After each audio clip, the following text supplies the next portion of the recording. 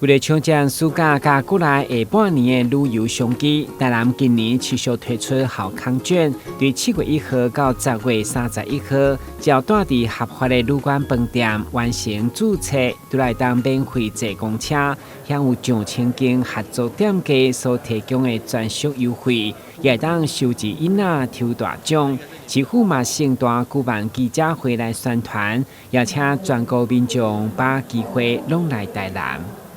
我们还是要继续把好康券好的东西就要跟好朋友分享，持续推动下去。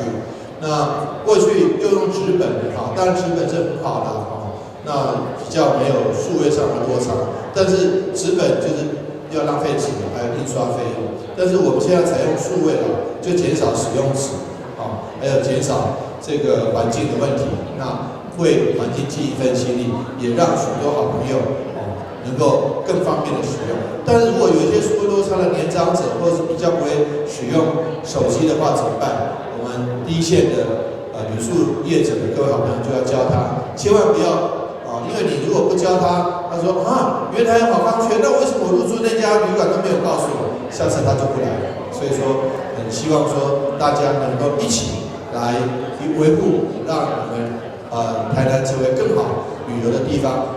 观光旅游局表示，民众只要伫合作店家扫描 QR code， 完成这个大省的购物加交通等5类的任务，得当抽奖。到时将分别伫9月5号、11月6號要抽出300個獎項，總價值超過30萬。詳細活動辦法會當到台南旅遊網，或是2023台南好康券的網站查詢。台南新聞管及採訪報道。